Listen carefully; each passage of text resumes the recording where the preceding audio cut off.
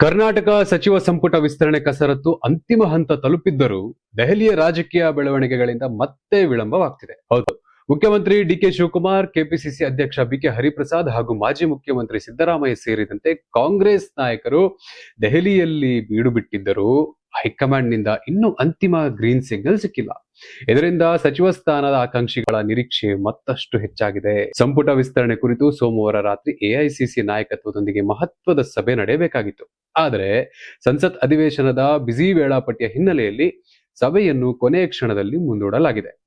ಇದರೊಂದಿಗೆ ಸಂಪುಟ ವಿಸ್ತರಣೆ ಘೋಷಣೆ ಮತ್ತೊಮ್ಮೆ ವಿಳಂಬವಾಗಿದೆ. ಇದಕ್ಕೂ ಮುನ್ನ ಮುಖ್ಯಮಂತ್ರಿ ಡಿಕೆ ಶಿವಕುಮಾರ್, ಸಿದ್ದರಾಮಯ್ಯ ಹಾಗೂ ಬಿಕೆ ಹರಿಪ್ರಸಾದ್ 2 ಬಾರಿ ದೆಹಲಿಗೆ ಭೇಟಿ ನೀಡಿದ್ದರು. ಮೊದಲ ಭೇಟಿ ವೇಳೆ ರಾಷ್ಟ್ರೀಯ ರಾಜಕೀಯ ಬೆಳವಣಿಗೆಗಳಿಂದ ಸಭೆ ನಡೆಯದೆ ಉಳಿದಿತ್ತು.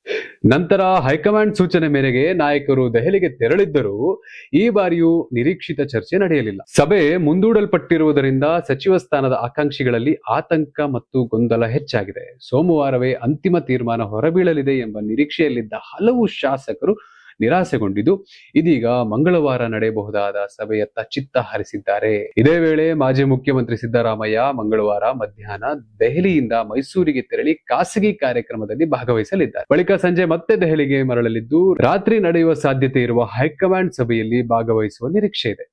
ಸಂಸತ್ ಕಲಾಪ ಮುಗಿದ ಬಳಿಕ ಕಾಂಗ್ರೆಸ್ ಹೈಕಮಾಂಡ್ ಸಚಿವ ಸಂಪುಟ ವಿಸ್ತರಣೆ ಕುರಿತು ಮತ್ತೊಂದು ಸುತ್ತಿನ ಮಹತ್ವದ ಸಭೆ ನಡೆಸುವ ಸಾಧ್ಯತೆ ಇದೆ.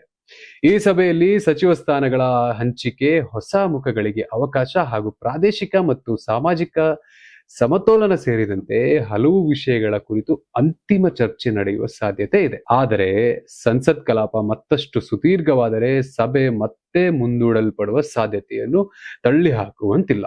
ಹೀಗಾಗಿ ದೆಹಲಿಯಲ್ಲೇ ಬೀಡು ಬಿಟ್ಟಿರುವ ಸಚಿವ ಸ್ಥಾನದ ಆಕಾಂಕ್ಷಿಗಳು ಹಾಗೂ ಅವರ ಬೆಂಬಲಿಗರು ಹೈಕಮಾಂಡ್ ನಿರ್ಧಾರಕ್ಕಾಗಿ ಕಾತರದಿಂದ ಕಾಯ್ದಿದ್ದು ರಾಜಕೀಯ ಲಾಬಿಯನ್ನು ಮುಂದುವರಿಸುತ್ತಿದ್ದಾರೆ. ಸಂಪುಟ ವಿಸ್ತರಣೆಗೆ ಸಂಬಂಧಿಸಿದ ಅಂತಿಮ ತೀರ್ಮಾನ ಯಾವಾಗ ಪ್ರಕಟವಾಗಲಿದೆ ಎಂಬ ಕುತೂಹಲ ಈಗ ರಾಜ್ಯ ರಾಜಕೀಯದಲ್ಲಿ ತಾರಕಕ್ಕೇರಿದೆ.